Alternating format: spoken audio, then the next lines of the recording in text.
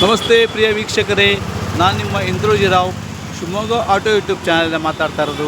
ವೀಕ್ಷಕರೇ, ನಾನೀಗ ಶಿವಮೊಗ್ಗ ನಗರದ ಸಾಗರ್ ರಸ್ತೆಯಲ್ಲಿರುವ ಮೆಗನ್ ಹಾಸ್ಪಿಟಲ್ ಎದುರುಗಡೆ ಇರುವ ಪೊಲೀಸ್ ಭವನದಲ್ಲಿದ್ದೀನಿ. ಅಂದರೆ ಪೊಲೀಸ್ ಕ್ವಾರ್ಟರ್ಸಲ್ಲಿ ಕಲೆ ಮಂಟಪ ಕಟ್ಟಿದ್ದಾರೆ, ಅದಕ್ಕೆ ಪೊಲೀಸ್ ಭವನ ಅಂತ ಹೇಳ್ತಾರೆ. ವೀಕ್ಷಕರೇ, ಇದನ್ನು ನಾನು ಅಲ್ಲಿ ಬಂದಿರೋ ವಿಶೇಷ ಏನಂತ ಹೇಳಿದ್ರೆ, TV9 ಚಾನಲ್ ಅವರು ನೋಡಿ, ಇದೇ ಪೊಲೀಸ್ ಭವನ. ಇದು ಮೆಗನ್ ಹಾಸ್ಪಿಟ್ಲು ಆಪೋಸಿಟ್ ಬರುತ್ತೆ, ಸಾಗರ್ ರಸ್ತೆ ಇದೆಯಲ್ಲ ಅಲ್ಲಿ ಬರುತ್ತೆ. ವೀಕ್ಷಕರೇ, TV9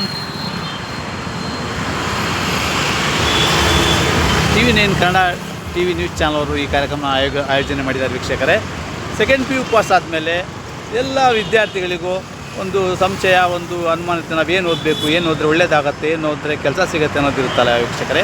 ಅದಕ್ಕಾಗಿ TV9 ಅವರು ಪ್ರತಿ ವರ್ಷ ಎಲ್ಲ ಜಿಲ್ಲೆಗಳಲ್ಲೂ ಒಂದೊಂದು ಕಾರ್ಯಕ್ರಮ ಆಯೋಜನೆ ಮಾಡಿ ನಿಮಗೆ ಮಾಹಿತಿನ ಕೊಡ್ತಾರೆ. ಅದೇ ರೀತಿ ಈ ಸಲ ಶಿವಮೊಗ್ಗ ಜಿಲ್ಲೆಯಲ್ಲಿ ಈ ಕಾರ್ಯಕ್ರಮ ಆಯ್ಕೆ ಮಾಡಿದ್ದಾರೆ.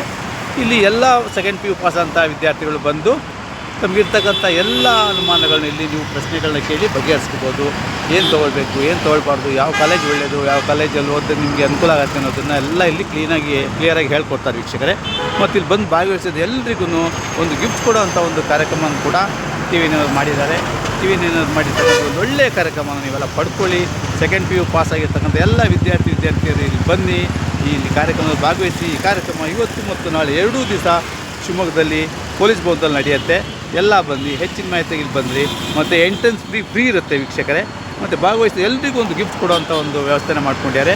ತಾವೆಲ್ಲರೂ ಖಂಡಿತವಾಗಿ ಬನ್ನಿ, ಈ ಕಾರ್ಯಕ್ರಮದಲ್ಲಿ ಭಾಗವಹಿಸಿ, ಇದು ಉಪಯೋಗ ಪಡ್ಕೊಳ್ಳಿ ಅಂತ ನಾನು ನಿಮಗೆ ಕೇಳ್ಕೊಳ್ತೀನಿ. ಓಕೆ ವೀಕ್ಷಕರೇ, ಖಂಡಿತ ಒಂದು ಭಾಗವಹಿಸಿ ಉಪಯೋಗ ಪಡ್ಕೊಳ್ಳಿ ಅಂತ ಹೇಳ್ತೀನಿ. ನಮಸ್ಕಾರ.